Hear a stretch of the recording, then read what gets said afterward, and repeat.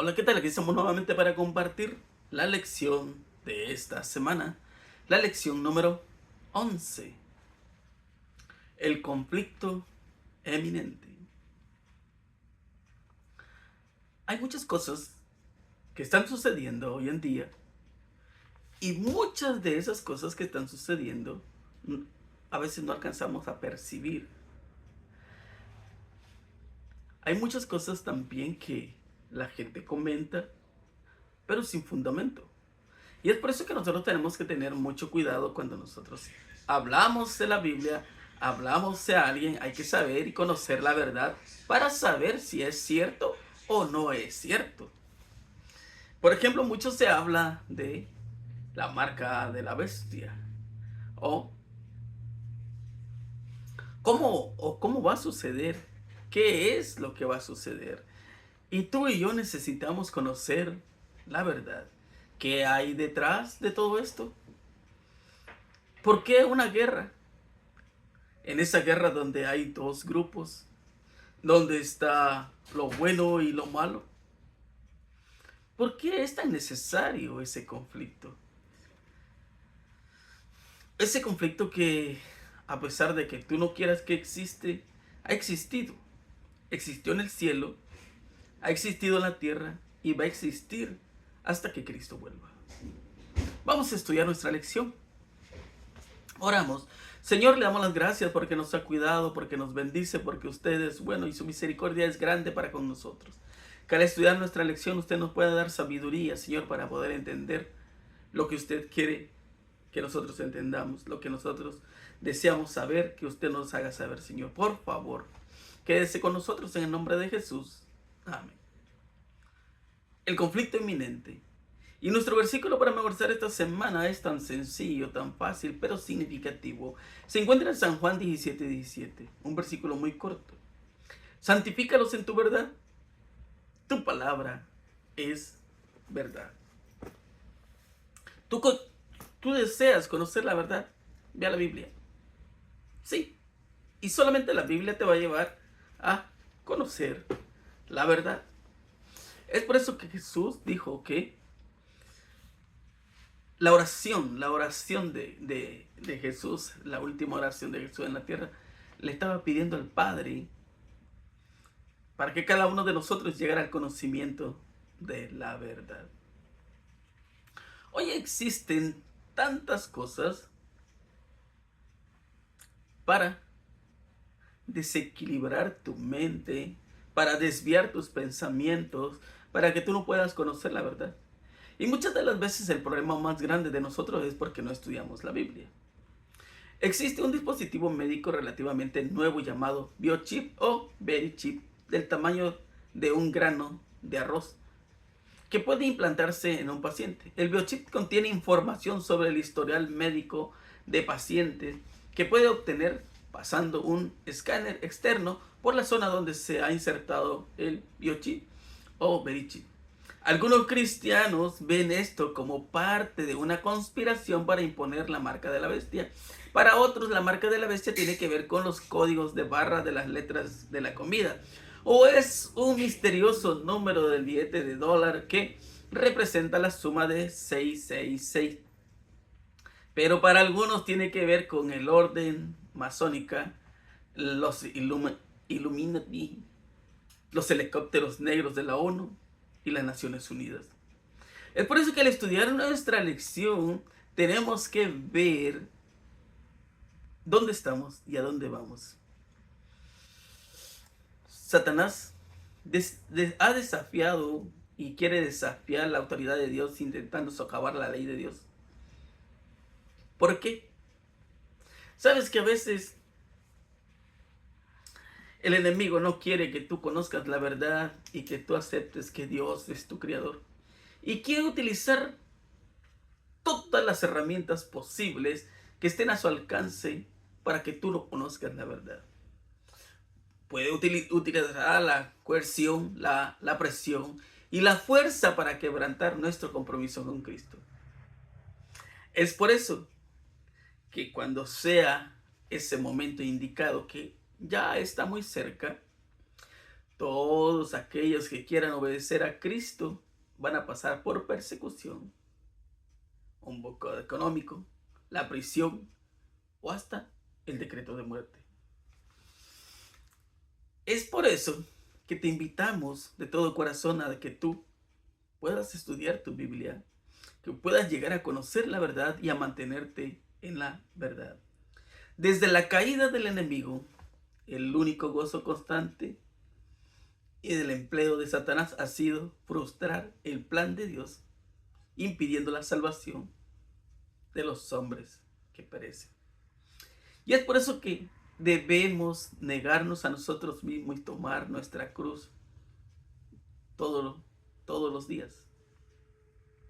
Pero también tenemos que saber que ninguno de nosotros puede alcanzar el cielo excepto por el camino estrecho y cargando la cruz. Mas, sin embargo, ¿cuántas personas prefieren llevar la cruz como un adorno, pero fracasan en llevarla a la vida práctica y cotidiana? No sirve nada más de decir que yo amo a Dios si tu práctica te está diciendo otro, si lo que tú estás viviendo no es real. Es por eso que al estudiar nuestra lección nosotros tenemos que entender qué es amar a Dios. Y podemos mirarlo fácilmente, ¿verdad? Cuando leemos nuestra Biblia en el libro de Apocalipsis, capítulo 14, versículo 7. Y diciendo a gran voz, temed a Dios y dadle gloria, porque la hora de su juicio ha llegado, y adorad a aquel que hizo el cielo y la tierra, el mar y las fuentes de las aguas. ¿Dónde está enfocada tu salvación? ¿En qué? ¿En qué te basas para alcanzar la salvación? Algunos creen que se van a salvar porque hacen buenas obras. Otros creen que se van a salvar porque van a la iglesia. Pero Apocalipsis 14:7 dice que en base a la adoración, en base a lo que nosotros vivimos, esa va a determinar nuestra salvación. En Apocalipsis, de principio a fin, la adoración y la creación están indisolublemente unidas. Por ejemplo, Apocalipsis 14:7 nos llama diciendo a gran voz, temed a Dios. Témele a Dios. No quiere decir que le tienes que tener miedo. Darle gloria. No la gloria como que le das a los hombres, a los seres humanos, sino una gloria diferente. Porque la hora de su juicio ha llegado y adorad a aquel que hizo el cielo, la tierra, el mar y las fuentes de las aguas. Ahora, ¿qué sucede? ¿Qué sucede con esa adoración? ¿Qué sucede? Muchos piensan también que yo puedo adorar en cualquier día. Y es cierto, ¿no? En cierta forma tienes razón, porque tú puedes adorar en cualquier día puedes adorar. Pero el día que Dios dejó y que la Biblia marca es el sábado. Desafortunadamente para ti, Dios dejó un día específico que tú al guardar el sábado estás reconociendo que Él es tu creador. Estás reconociendo que tu relación con Cristo es buena y tú le estás dando obediencia. En Apocalipsis 12:17 y después leemos el 14:12. Entonces el dragón se llenó de ira contra la mujer y se fue a hacer guerra contra el resto de la descendencia de ella, los que guardan los mandamientos de Dios y tienen el testimonio de Jesucristo. Y Apocalipsis 14:12 dice, aquí está la paciencia de los santos, los que guardan los mandamientos de Dios y la fe de Jesús. Entonces, ¿cómo es de que tú puedes tener la fe de Jesús? La fe de Jesús es tan profunda, que confía aún cuando no se puede ver, como dice Hebreos 11:1, ¿verdad? Y también Hebreos 11:6. Sin fe es imposible agradar a Dios. Y se necesita perseverar, incluso aún cuando no se puede comprender. Hay muchas cosas que nosotros no vamos a entender.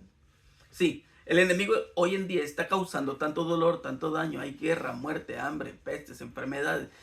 Un montón de cosas sucediendo. Y entonces tú te preguntas, ¿por qué Dios lo permite?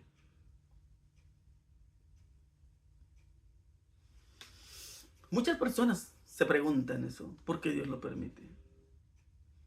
Hay cosas que nosotros no vamos a entender, ¿verdad? A veces es necesario llorar.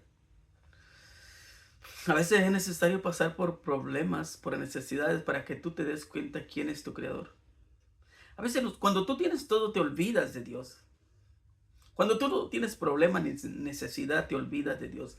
Pero ¿qué tal cuando tu matrimonio no funciona, cuando tu familia no funciona, cuando en la iglesia hay problemas, cuando te quedas sin trabajo? Entonces, cuando el doctor te ha dicho que ya no hay solución, entonces nos acordamos de Dios. Otros, aún en ese momento, se olvidan de Dios. El sábado entonces es un símbolo fundamental de Dios como creador. ¿Sabes? No es de ahorita, es desde la creación. Tú lo puedes mirar en Génesis, en el capítulo 2, versículo 1, 2 y 3. Pero también lo puedes seguir descifrando en Génesis 2, 15, 16 y 17. Y tú te vas a dar cuenta, sí, estudia tu Biblia, y te vas a dar cuenta en Génesis 3, que ahí está la desobediencia. Desafortunadamente, ¿verdad? Entonces, podemos mirar que en los mandamientos existe algo extraordinario. Porque, ¿por qué es tan significativo el cuarto mandamiento? Tú puedes ver que hay muchas denominaciones que guardan 9 mandamientos. Y parece que no está mal, ¿verdad? Está bien. ¿Y por qué el cuarto mandamiento, no? ¿Alguna vez te has preguntado? ¿Por qué muchos? Mira, muchas personas dicen que los mandamientos fueron clavados en la cruz. Ok, vamos a pensar que es cierto. Pero ¿por qué robar es pecado? ¿Por qué matar es pecado y se condena? Si yo acepto que robar y matar, fornicar, adulterio, echar mentiras es pecado, eso quiere decir que la ley existe. Entonces, ¿yo puedo guardar solamente 9? No, son 10. No son los que yo quiero o los que yo deseo, son los que Dios dice. ¿Y por qué específicamente por el sábado? ¿Qué tiene que ver el sábado? ¿Sabes? Si el sábado se hubiese observado universalmente, los pensamientos e inclinaciones de los hombres se habrían dirigido hacia su Creador, hacia Dios, como objeto de reverencia y adoración. Y nunca habría habido un idólatra, un ateo, un incrédulo. La observancia del sábado es señal de lealtad al verdadero Dios que hizo el cielo y la tierra, el mar y la fuente de las aguas. Resulta pues que el mensaje que manda a los hombres a adorar a Dios y guardar sus mandamientos, lo que ha de invitar especialmente a observar el cuarto mandamiento y toda la ley. Es por eso que en Apocalipsis 12, 17 lo podemos mirar de esa manera maravillosa. Entonces el dragón se llenó de ira contra la mujer. ¿Por qué es que se enojó? ¿Quién es el dragón? Pues Satanás, el enemigo de Dios. Y se fue a hacer guerra contra el resto de la descendencia de ella, los que guardan los mandamientos de Dios y tienen el testimonio de Jesús. ¿Por qué al enemigo le enoja que tú quieras obedecer a Dios? ¿Por qué? No tendrías por qué enojarte. Él no tendría por qué enojarse. Y hoy en día hay muchas personas que se molestan cuando tú les hablas del sábado. ¿Pero por qué te molestas?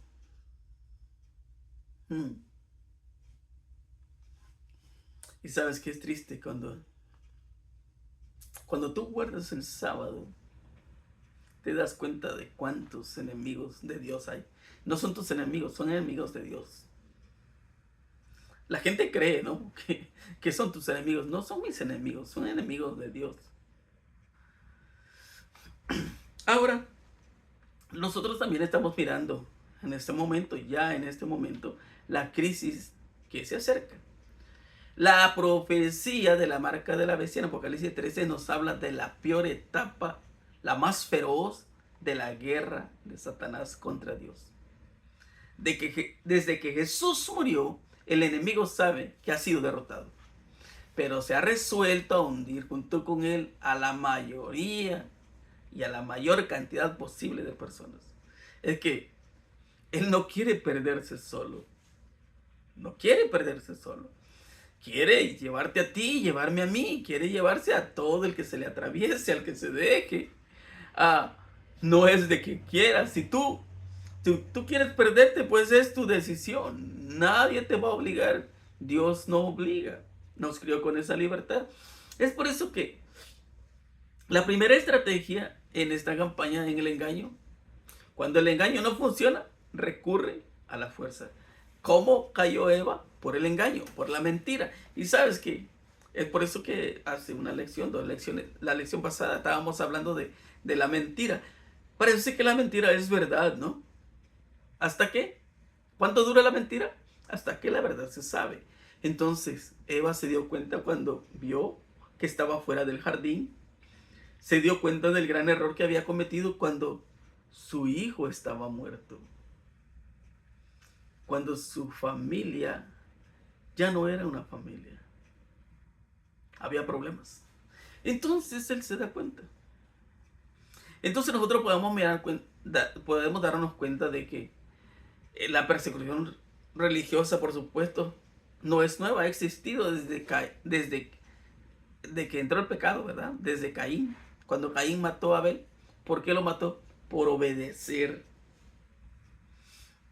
Y cada uno de nosotros pasa por esas etapas también. Porque dice, se expulsarán de las sinagogas. Y aún viene la hora cuando cualquiera que os mate pensará que rinde servicio a Dios. ¿Qué pensaba Saulo de Tarso? ¿Te acuerdas de Saulo de Tarso? ¿Sabes su historia? Él creía que lo que él hacía era bueno. Agarrarlos, el mayor número de personas que servían a Cristo. Para él era bueno. A muchos los expulsarán de las iglesias. Pero también nosotros podemos mirar ahí en San Mateo capítulo 10 versículo 22. Y seréis aborrecidos de todos por causa de mi nombre. Mas el que persevere hasta el fin, este será salvo. Te desprecia tu familia, tu esposa, tu esposo, o quizás tus hijos, quizás tus padres, quizás tus amigos te aborrecen porque tomaste una decisión diferente a la de ellos. Y también todos los que quieren vivir piadosamente en Cristo Jesús padecerán persecución de toda índole, según de Timoteo 3:12. Sí, ¿para qué? ¿Para qué vas el sábado? Eso es anticuado, ridículo. Bueno, al final de cuentas cada uno tendrá su recompensa. Es que tú y yo necesitamos mantenernos firmes para alcanzar la salvación. Esa es una guerra que muchas de las veces nosotros no damos cuenta de todo lo que está ocurriendo. En 1 de Pedro capítulo 4 versículo 12 dice, amados, no os sorprendáis del fuego de prueba que os ha sobrevenido, como si alguna cosa extraña os aconteciese. Cuando tú decides servirle a Cristo, tú sabes a dónde vas y también tienes que saber qué es lo que va a suceder contigo. La persecución ha sido habitual a lo largo de la historia cristiana. Sucedió en la Roma pagana, pero fue especialmente evidente en la viciosa persecución de los cristianos que creían en la Biblia por parte de la iglesia medieval. La marca de la bestia no es más que el último eslabón de esta cadena infernal. Al igual que las persecuciones pasadas, está ideada para obligar a todos a sujetarse a un cierto conjunto de creencias y a un sistema de adoración aprobado. Es por eso que Apocalipsis 13:3 dice, y vi una de sus cabezas como herida de muerte, pero su herida mortal fue sanada, y se maravilló toda la tierra en pos de la bestia. Cuando al parecer el mundo entero sigue a la bestia con admiración y asombro, y de repente la escena cambia. ¿Cómo es? Yo a veces me pregunto, ¿cómo es que todo tiene una cadenita, ¿no? De cómo Dios te va guiando, te va mostrando lo que tú tienes que hacer, lo que tú tienes que vivir. Y a veces nosotros no lo sabemos porque no queremos leer. Pero ahí está la Biblia. Entonces cuando nosotros leemos Apocalipsis 14:12 dice, aquí está la paciencia de los santos, los que guardan los mandamientos de Dios y la fe de Jesús. Hay un pequeño remanente. Siempre ha existido un pequeño remanente. Sí, cuando el diluvio, un pequeño remanente. Sí, cuando el pueblo de Israel fue a Babilonia, quedó un pequeño remanente. Había muchas personas que no se habían contaminado. En Éxodo, el becerro de oro, ¿te acuerdas? había un grupo que no se había contaminado una tribu. Siempre habrá un pequeño remanente que se va a mantener firme, fiel hasta el final.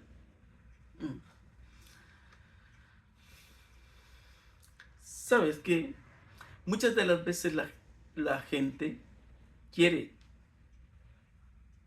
y busca la manera de engañar. Y a veces nosotros creemos y caemos en las mentiras. Por eso que al aproximarnos a los peligros de los últimos días, las tentaciones del enemigo se tornan más fuertes y más decididas. Satanás ha descendido con gran poder, sabiendo que su tiempo es corto y está obrando con todo engaño de iniquidad para los que se pierden. Segunda de Tesalonicenses 2:10. Pero sabes que si tú y yo le pidiéramos a Dios que abriera nuestros ojos, así como el siervo de Eliseo allí en Dotán, nosotros pudiéramos ver que, a pesar de que hay esa guerra inminente, pudiésemos ver cuántos ángeles están a nuestra disposición para protegernos, para cuidarnos.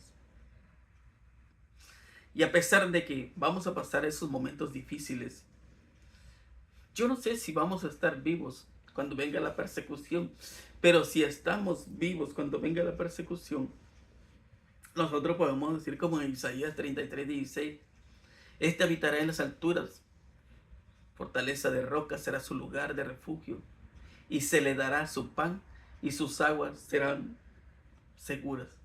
Esa plena confianza en Dios. Y también en Salmos 37:19, no serán avergonzados en el mal tiempo, y en los días de hambre serán saciados. Necesitamos creer. Sabes que Dios protegió a los valdenses. Dios ha protegido siempre a sus hijos. Cuando Elías estaba solo, se sentía abandonado, le dijo, ¿por qué? No tienes por qué preocuparte, aquí está tu pan. En Apocalipsis 13:1 y 2 dice, me paré sobre la arena del mar y vi subir del mar una bestia que tenía 7 cabezas y 10 cuernos, y en sus cuernos 10 diademas, y sobre su cabeza un nombre blasfemo. Y la bestia que vi era semejante a un leopardo, y sus pies como el oso, y su boca como boca de león, y el dragón le dio su poder y su trono y grande autoridad. Hay una semejanza sorprendente entre la iglesia de Roma y la iglesia judaica del tiempo del primer advenimiento de Cristo. ¿Por qué? Porque los judíos vivían de tradiciones, se basaban en tradiciones. Ellos decían que amaban a Dios. Pero también hoy en día se basa en tradiciones.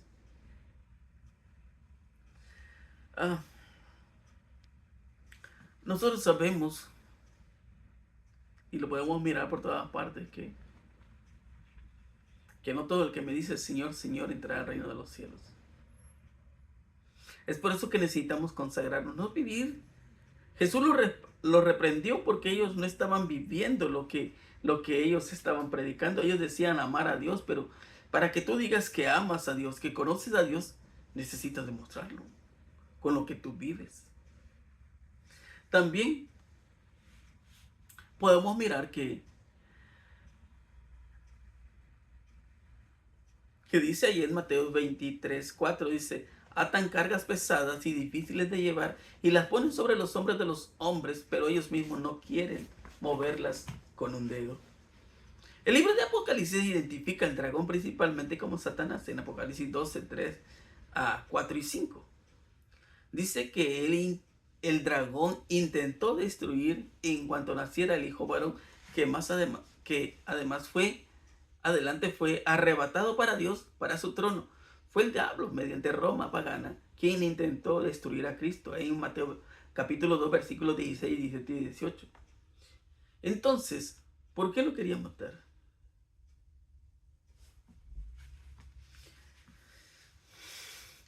Cuando tú ves a alguien que hace lo bueno, a la gente no le agrada, ¿no? Sobre el poder de la bestia se nos dice, el dragón le dio su poder y su trono y gran autoridad, como dice Apocalipsis 12:3. Esta profecía se cumplió con precisión cientos de años atrás, cuando el emperador romano Constantino trasladó su capital de Roma a los que llegó a llamarse Constantinopla, en la actual Turquía. Esto dejó un vacío de poder en el antiguo trono o sede de los Césares, la ciudad imperial de Roma. Así la Roma pagana le dio a la bestia su sede y capital. Ahora, dice Isaac Bacchus, al trasladar la sede del imperio a Constantinopla, Constantino dio paso a que el obispo de Roma se exaltara a sí mismo por encima de todos los hombres en la tierra y por encima del Dios del cielo. También otro escritor, Tomás V, el papado no es otra cosa que el fantasma del difunto imperio romano coronado se sienta sobre su tumba. Es ese poder religioso. Entonces podemos mirar en Apocalipsis 13:1. Me paré sobre la arena del mar y vi subir del mar una bestia que tenía 7 cabezas y 10 cuernos, y en sus cuernos 10 diademas, y sobre su cabeza un nombre blasfemo. Y el capítulo 13, versículo 6, y abrió su boca en blasfemos contra Dios, para blasfemar en su nombre, de su tabernáculo y de lo que moran en el cielo. Leemos allí en San Juan 10:33. Le respondieron los judíos diciendo: por buena obra no te apedreamos, sino por la blasfemia, porque tú, siendo hombre, te haces Dios. Porque iban a matar a Cristo por un blasfemo. Pero ¿sabes qué? Cuando Cristo estuvo en la tierra, dio evidencias que Él era Dios. Manifestó su poder, sanó. Y hoy tú puedes mirar que hay muchas personas que dicen que tienen el don de sanidad, pero no se aparecen donde están los enfermos. ¿Cómo está eso? Es triste, ¿no? También podemos mirar en Lucas 5:21, dice: entonces los escribas y los fariseos comenzaron a cavilar diciendo: ¿quién es este que blasfemia? ¿Quién puede perdonar pecados sino solo Dios?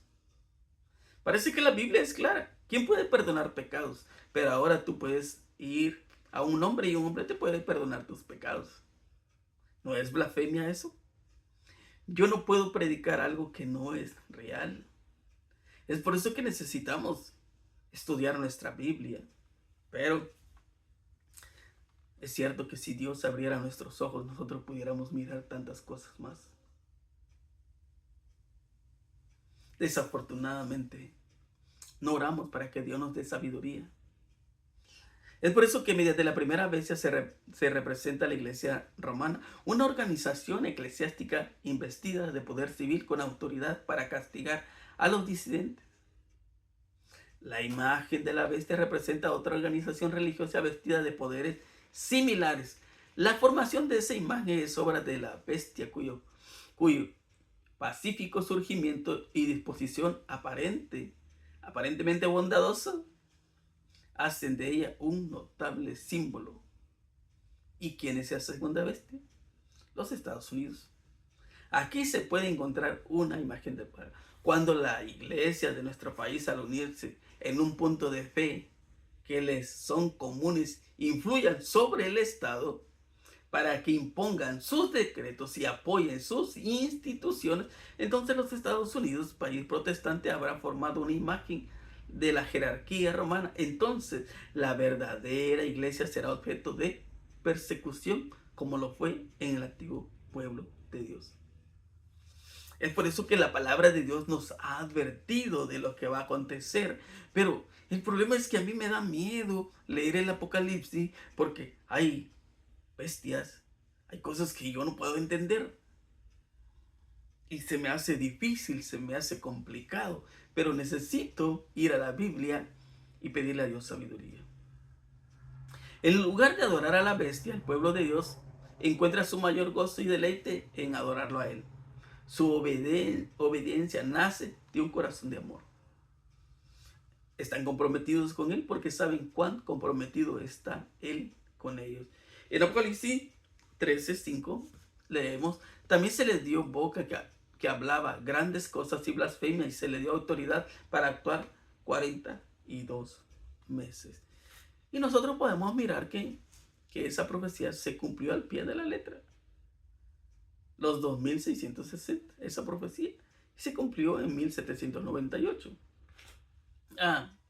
¿Sabes qué? La Constitución de los Estados Unidos garantiza la libertad de conciencia. Y no hay nada más maravilloso, precioso, ni de importancia tan fundamental. Eso es maravilloso. Pero ahora, dice el Papa Pío IX en su encíclica del 15 de agosto de 1854, dice: las doctrinas y extravagancias absurdas y erróneas en favor de la libertad de conciencia son uno de los errores más pestilentes, una de las pestes que más se debe temer en un Estado. El mismo Papa en su encíclica del 8 de diciembre de 1864 anatemizó a los que sostienen la libertad de conciencia y de cultos, como también a cuantos aseveran que la Iglesia no puede emplear la fuerza. Pero entonces yo me pregunto, ¿no es la Iglesia la que predica de amor? ¿No es la Iglesia la que predica de Cristo? ¿Cristo no es amor? Porque de tal manera amó Dios al mundo que ha dado a su Hijo unigénito para que todo aquel que en él crea no se pierda, mas tenga vida eterna. Entonces, ¿qué es lo que yo predico? ¿Algo diabólico? Eso no puede decir amor cuando Cristo, cuando Él vino a la tierra, vino a dar amor, a dar vida, no a quitar. A ti nadie te ha puesto, a mí nadie me ha puesto para quitar vida. Entonces, ¿en qué baso yo la predicación?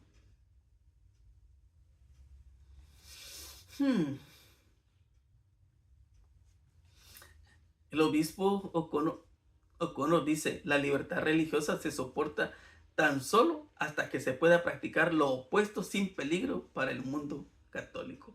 El arzobispo de San Luis dijo un día: la herejía y la incredulidad son crímenes. Y en los países cristianos como Italia y España, por ejemplo, donde todo el pueblo es católico y donde la religión católica es parte esencial de la ley del país, se les castiga como a los demás crímenes. Yo no entiendo. Entonces, ahora sí, que alguien me explique, ¿por qué es que a ti te van a matar por ser cristiano? ¿No tenemos que amar a Dios y adorar a Dios? Entonces, yo no entiendo. Yo no puedo estar en la iglesia diciéndote que yo tengo miles de enemigos, millones de enemigos. Yo no puedo estar diciendo que hay herejes. La salvación es para todos. ¿Qué es herejía? Yo tengo que saber. Y qué difícil.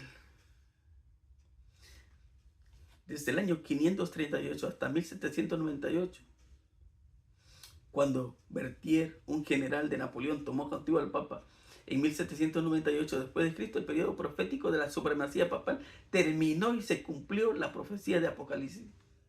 Si alguno lleva cautividad, en cautividad morirá. Apocalipsis 13:10. El golpe al papado fue extremadamente grave, pero no fue mortal, como dice Apocalipsis 12. Esa herida sería sanada y la influencia del papado volvería a sentirse en todo el mundo.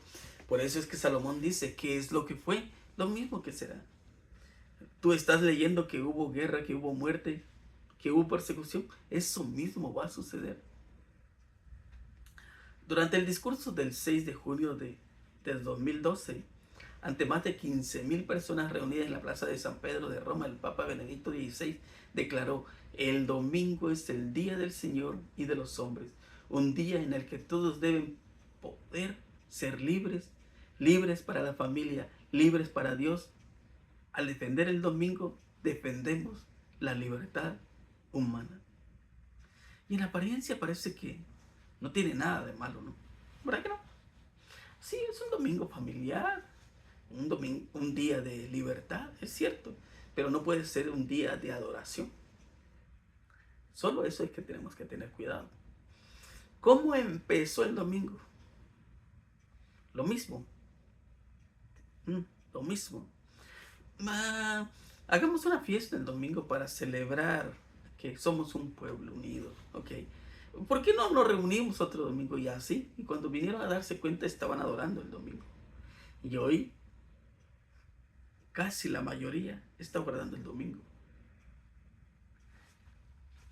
Sí, pero hay un pequeño remanente que no quiere aceptar el domingo como día de reposo porque lee la Biblia. Entonces, la Biblia declara que antes de la venida del Señor habrá un estado de decadencia religiosa análogo al de los primeros siglos. En los postreros días vendrán tiempos peligrosos, dice 2 Timoteo 3, del 1 al 5. Tiempo porque los hombres serán amadores de sí mismos, amadores del dinero, jactanciosos, soberbios, blasfemos, desobedientes a sus padres, ingratos, impíos, sin afecto natural, implacables, calumniadores, incontinentes, fieros, aborrecedores de los que son buenos, traidores, perversos, hinchados de orgullo, amadores de los placeres, más bien que amadores de Dios, teniendo la forma de piedad, más ganando el poder de ella. Entonces, cuando nosotros leemos también en 2 Tesalonicenses capítulo 2 versículos 9, 10 y 11, inicuo cuyo advenimiento es por obra de Satanás con gran poder y señales y prodigios mentirosos y con todo engaño de iniquidad para los que se pierden por cuanto no recibieron el amor de la verdad para ser salvos. Por esto Dios les envía un poder engañoso para que crean la mentira. O sea, ¿a ti te gusta que te cuenten mentira? ¿Quieres vivir en la mentira? Disfruta de la mentira. Pero recuerda que todo tiene su tiempo y la verdad sale a flote. ¿Verdad? Un día se conoce. En Apocalipsis capítulo 3, versículo 11, vi otra bestia que subía de la tierra y tenía 2 cuernos semejantes a los de un cordero, pero hablaba como dragón y ejerce toda la autoridad de la primera bestia en presencia de ella y hace que la tierra y los moradores de ella adoren a la primera bestia cuya herida mortal fue sanada. Y también hace grandes señales de tal manera que aún hace descender fuego del cielo de la tierra delante de los hombres y engaña a los moradores de la tierra con las señales que le ha permitido hacer en presencia de la bestia, mandando a los moradores de la tierra que le hagan imagen a la bestia que tiene la herida de espada y vivió. ¿Y quién es esa segunda bestia? La primera bestia surgió del mar, la segunda subió de la tierra en Apocalipsis 13:11. El mar representa pueblos y muchedumbre, naciones y lenguas. Apocalipsis 17:15 lo dice. En él de la tierra representa una zona poco poblada del mundo. Esta segunda bestia surge cerca del final del periodo profético durante el que la primera bestia ejerce su autoridad en 1798. También podemos mirar que Estados Unidos se encaja perfectamente en esta descripción, declarando su independencia en 1776, adoptó su constitución en 1789 y fue conocido como potencia mundial a fines del siglo XIX. Es interesante. ¿Sabes? Aquí se le había conocido antes, ahora ya no se le conoce igual. El país de la libertad. Por eso ahí en Nueva York puedes mirar la Estatua de la Libertad. Se le conocía como el país de la libertad. Hoy ya no es el país de la libertad. Tú ya no puedes andar tranquilo. Antes no había barreras en la frontera. Podías pasar. Muchos se hicieron ciudadanos americanos, pasaron sin pagar coyotes. Oh, ¿quién los pasara, verdad? Hoy en día necesitas pagar un montón de dinero y andarte escondiendo y toda la cosa. Hoy ya no puedes tener esa libertad de trabajar como antes. Y eso te da indicio de que algo está por venir. También tienes que darte cuenta hoy en día en este país, no sé si te has dado cuenta, pero hay muchos negocios que están cerrados. Muchas tiendas que están cerradas. Ok, ¿no quieres guardar el domingo? Ok, no vas a salir el domingo porque todo va a estar cerrado. O sea, a la buena o a la mala, tienes que obedecer. Un día, no muy tarde, se acabará esa libertad. Ese proceso es lento, pero de que se va a llevar a cabo, va a llegar. Entonces, la imagen de la bestia representa la forma de protestar, protestantismo apóstata que se desarrollará cuando la iglesia protestante busque la ayuda del poder civil para la oposición a sus dogmas. Esta nación que dijo que aquí hay libertad religiosa, pronto dirá, se acabó. Y es por eso que tú y yo necesitamos estudiar nuestra Biblia. Es por eso que tú y yo necesitamos pedirle sabiduría a Dios para que nosotros podamos hacer lo bueno.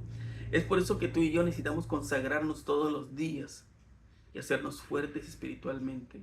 ¿Sabes? Hay muchas personas que hoy no quieren tomar su decisión de seguir a Cristo porque se le hace difícil. Y a veces yo digo, sí es difícil. Pero ahora, si tú no puedes hoy, ¿tú crees que podrás mañana? Si hoy tú estás en problema con guardar el sábado, ¿crees que podrás mañana? Mañana será más fácil. Cuando esté la persecución, ¿tú crees que será más fácil abandonarlo todo? No, mi hermano. Por eso está la historia de Lot. A la esposa de Lot se le hizo difícil salir de Sodoma. Casi imposible, ella no quería abandonarlo. Es que ahí estaba cómodo, ahí tenía todo. Y seguir a Cristo requiere sacrificio. Seguir a Cristo es dejar el mundo. Y muchos de nosotros no estamos dispuestos a dejar el mundo. Yo te pregunto, ¿estás dispuesto a seguir a Cristo? ¿Estás dispuesto a sufrir por Cristo? Yo sé que tú quieres la salvación. Yo sé que tú quieres algo mejor. Una vida mejor para tu familia. Sí, yo sé que tú quieres ir al cielo para que tú puedas morar en esa ciudad maravillosa, en ese lugar que Cristo fue a preparar para ti. Sí, ahí está tu lugar.